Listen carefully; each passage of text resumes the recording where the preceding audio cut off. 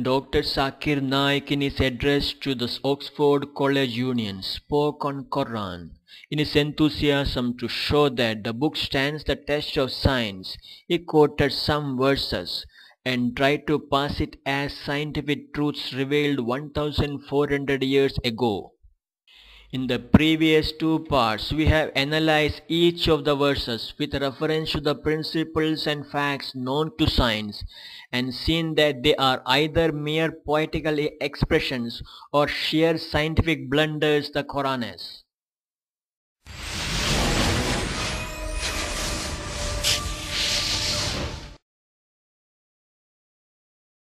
In the field of botany, previously we did not know that even the plants have got sexes, male and female. The Quran says in Surah Taha, chapter number 20, verse number 53, that it is He who sends down water from the sky, that the plants have got sexes, male and female. Now let us see what actually is mentioned in the Quran.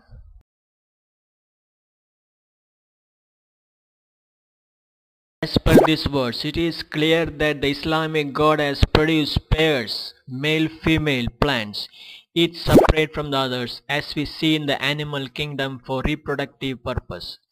Since Dr. Naik has not substantiated the statement with reference to the source, we only have to assume that the research is out of in-house by Dr. Naik and his team. While the truth is that for reproduction there is nothing like that in plant kingdom. It is another vain attempt by Dr. Naik to find science in Quran. The scientists say that plants have either both male and female parts in the same flower or have separate male and female flowers on the same plant for reproduction. The most basic sexual system in plants is one in which all organisms are hermaphrodites, producing both male and female gametes. This is true in majority of the flowering plants, which is the dominant plant form on land. They reproduce by sexual and asexual means. Non-flowering plant like ferns, moss, use other means for sexual reproduction. Obviously, the facts revealed by Dr. Naik on plants seems to have been found out only by the die-hard followers of Islam, masquerading as research team in his organization.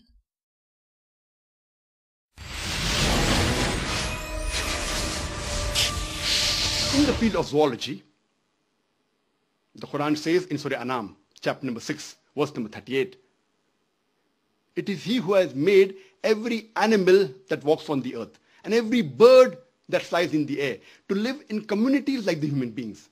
Today science agrees that even the animals and the birds live in community like the human being, which was not known earlier. Now let us see what actually is mentioned in the Quran.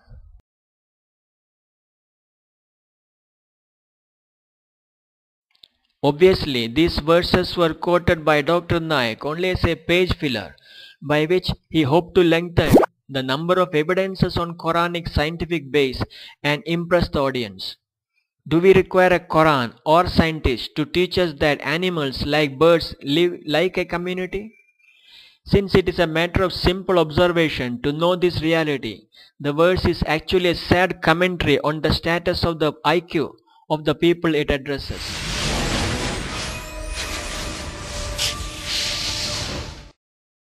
The Quran speaks about the lifestyle of the bee in Surah Nahl, chapter number 16, verse number 68 and 69. The Quran speaks about the lifestyle of the spider in Surah Ankabut, chapter number 29, verse number 41. The Quran speaks about the lifestyle and the communication of ants in Surah Namal, chapter number 27, verse number 17 and 18. Now let us see what is actually mentioned in those verses.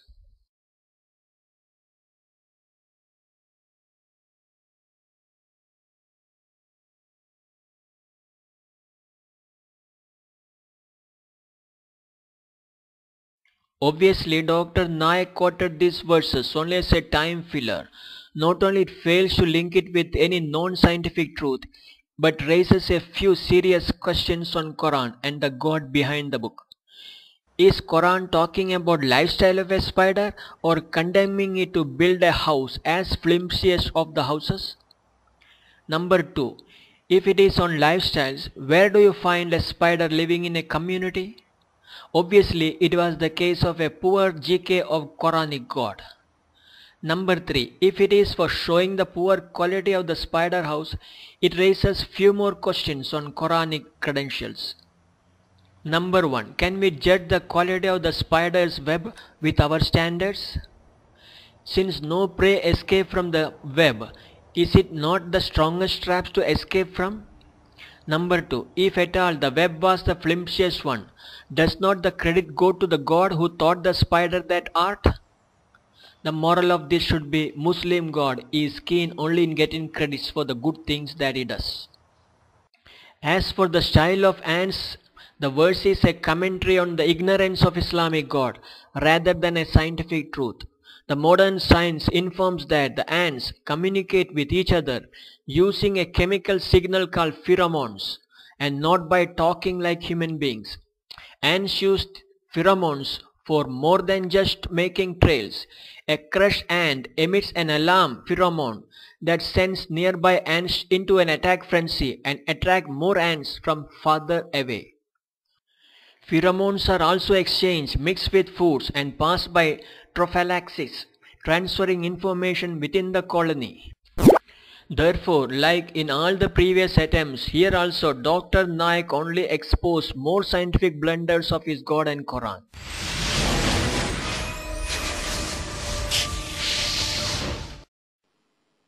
In the field of medicine, the Quran says in Surah Nahl, chapter number 16, verse 68 and 69, that from the belly of the bee, we give you a drink of varying colors in which there is healing for mankind.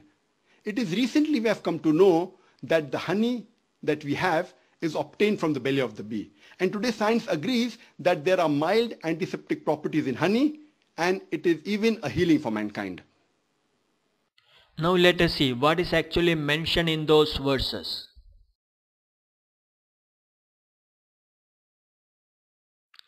From this verse, what Dr. Naik wants the audience to learn is this. A. Islamic God taught the bees to eat all the things of the earth like fruits, vegetables, meat, etc. B. Produce from their body honey which has healing powers only for men. C. Science came to know about this only recently. As is his habit while telling well-rehearsed lies, Dr.Zakir Naik does not reveal the source of his new scientific finding of bee producing honey from its belly. This verse again reveals more stupidity than scientific knowledge about the Islamic God. Now that we are in the 21st century, a student of primary class also knows that 1. Bee do not eat all the things of the earth. 2. The female worker bee collects nectar and pollen from the flowers and bring it to the hive. 3. In the hive, the female worker bees use their honey stomachs to ingest and regurgitate collected nectar and pollen a number of times until the nectar and pollen reach a desired quality of honey. From this we have to understand that number 1. The Islamic God has failed badly in another test of science when it came to the creation of honey by the bees. Number 2. Or it may also be the case of bees changing two of his habits of eating all the things and producing honey from the belly since the days of last and final Prophet Muhammad. Coming to the claim of use of honey as medicine, this was in practice in India by physicians of Ayurveda at least 4000 years before Muhammad was born. Over 634 remedies with honey as an ingredient have been propounded to tackle a wide range of health problems by them. Showcasing this as scientific revelation of Quran either reveals Dr. Naik's general knowledge or his impulsive habit of lying just to showcase his religious book.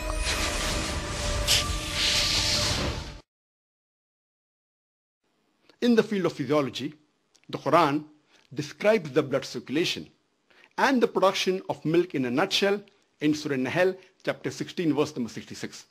Now let us see what is actually mentioned in those verses. The words "what is within their bodies between excretion and blood" were taken by Dr. Zakir Naik to showcase that it means blood circulation in a nutshell, known only to his God. It is again another instance of overzealous supporter trying to squeeze in science in those words. Since the milk does not smell or taste like cow dung, what else could be deduced by anyone during Muhammad days? Does it require a God to tell that? It is again a status statement on the IQ level of the people the Quran addresses and maybe on the God himself.